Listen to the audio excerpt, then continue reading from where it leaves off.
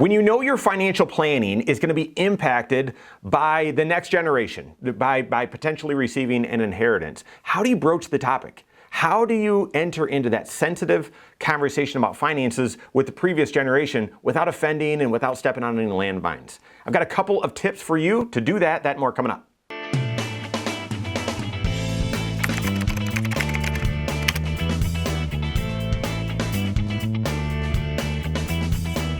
My name is Mike Brown. I'm the host of the Wise Money Show. I'm also one of the certified financial planners right here at Korhorn Financial Group. Make sure you hit that subscribe button, turn on notifications, and smash that thumbs up button. Was recently talking to a friend of mine who is sort of in a pickle, and we get this question a lot. But his parents, are in their late 80s. They're definitely in the no-go stage of life. You know, in retirement, you've got the go-go years, you've got the slow-go years. Things are a little bit slower, and then you enter that no-go phase where you don't really get out much, and they're definitely in that stage. And he continues to ask me, and this is common of folks, financial planners, hey, what about this and what about this? And it all centers around, I don't know much about what my folks have or what they're doing with their finances, but I know it's going to impact me. And so how can I navigate that?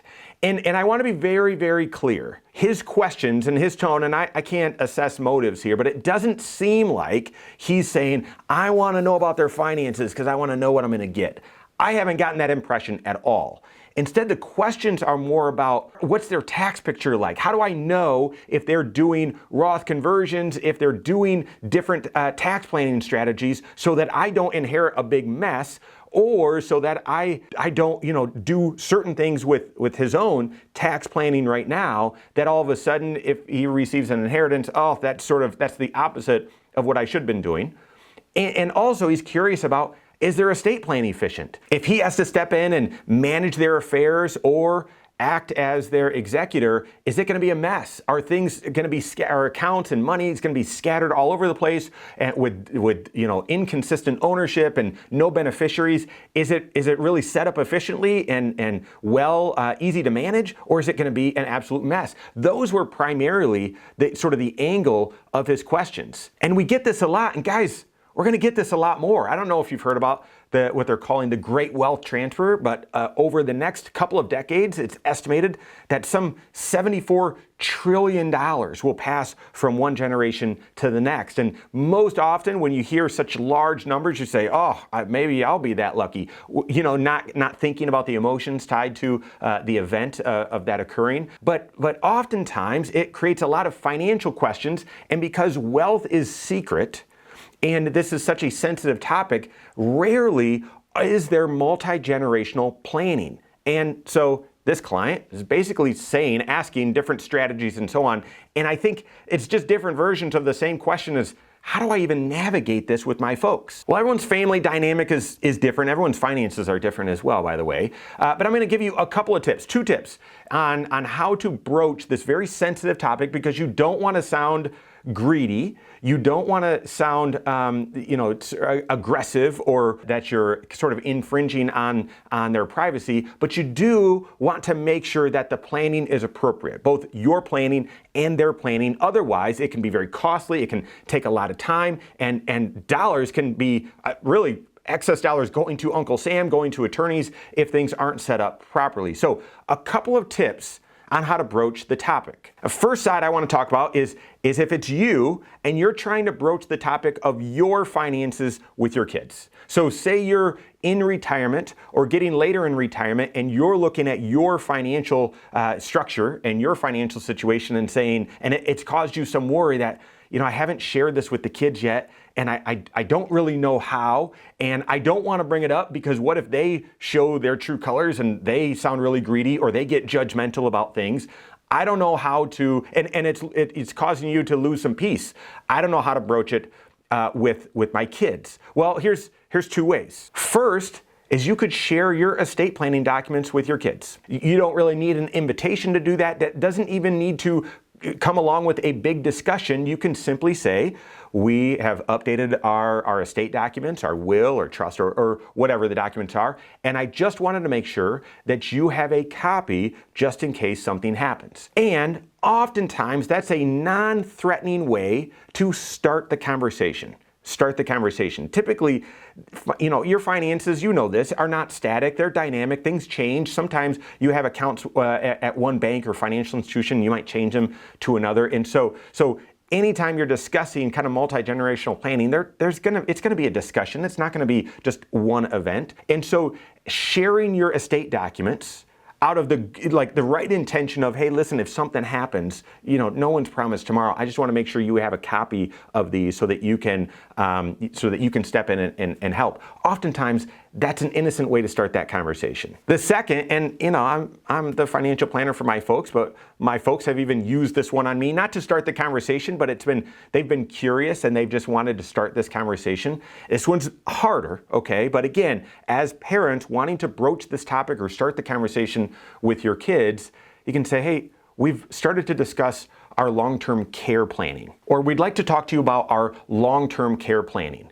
And my folks, they became snowbirds and they moved from the Midwest down to warmer climates, and this has been discussed as, hey, at some point we might move back when it becomes clear that we are losing some of our independence or want to be around a community. But obviously there's going to be strong emotions and there's going to be some maybe big decisions that would need to be made. And so well before you get anywhere near that needing to be a reality, that could be an easy way to broach this topic. And so because you don't have a concrete plan in place, that could open the door for you to say, we've got insurance in place, so I want you to know that should we need care, we've got insurance, and that's going to help provide some of the cost of having someone come in the house and help take care. So I don't want you to worry or stress, and know that we've got this policy, we want to use it, those sorts of things. You can start that conversation. Both of those can be more innocent ways to have an on-ramp to the discussion about multi-generational finances. So that's one tip, and that's from the angle of parents trying to lead your kids and start this conversation with your kids. The opposite direction actually can be a little bit trickier, okay? Because even as parents, you're the parent. So you could certainly just say, sit down, we want to talk, it's time to have a family meeting. The opposite direction is more difficult, okay? And that is same situation as this client friend of mine where, hey, you're wanting to broach the conversation with your parents and it's private and you don't want to pry and you don't want to sound aggressive. What are some easy ways to start that conversation? Well, the first one's the same.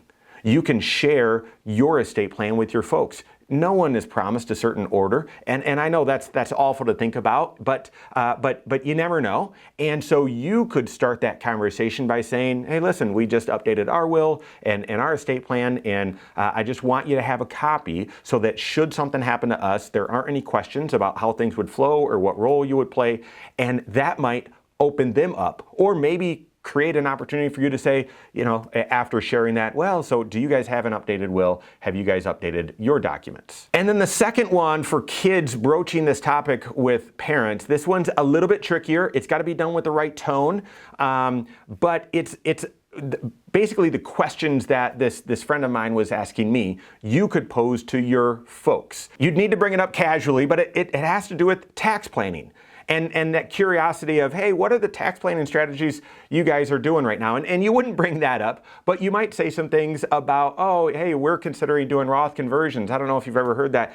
Are you doing Roth conversions? Another way of bringing up tax planning is, hey, are you guys on top of your required minimum distributions? I know those rules have changed recently as far as the age, but also if you forget to take one, are you guys taking your required minimum distributions? Are you on top of that? And then if that your folks go to church or have charities that they support, are you doing qualified charitable distributions? Those are fairly innocent. When you talk about taxes, you're talking about income, and that can sound like you're prying. But if you talk about strategies, hey, I want to make sure that you're getting tax benefits that you should. Have you considered doing Roth conversions? Are you doing your required minimum distributions? I want to make sure you stay on top of those. Don't miss those, because that can be really costly if you miss. And then, are you doing qualified charitable distributions when you're giving money to the church?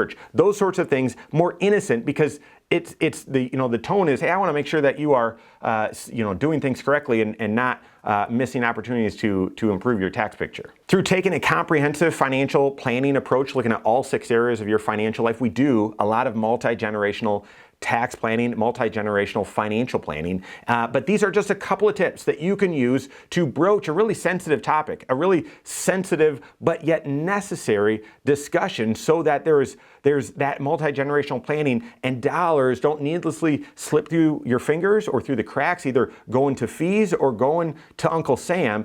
And there's great peace of mind, capturing opportunities and great peace of mind along the way. So these are just a couple of tips to broach that conversation. Share others below as well. If you've got, hey, yeah, we've had that discussion with the kids or with the folks, here's the approach that we use, leave that below as well. Work with your certified financial planner on that. If you don't have a CFP on your team, you can contact one on my team. Find us online, Korhorn.com. That's Korhorn with K, wisemoneyshow.com. You can find us there as well, or send us an email, info@korhorn.com. All right, there you have it. Go out and take your next wise step in your financial life.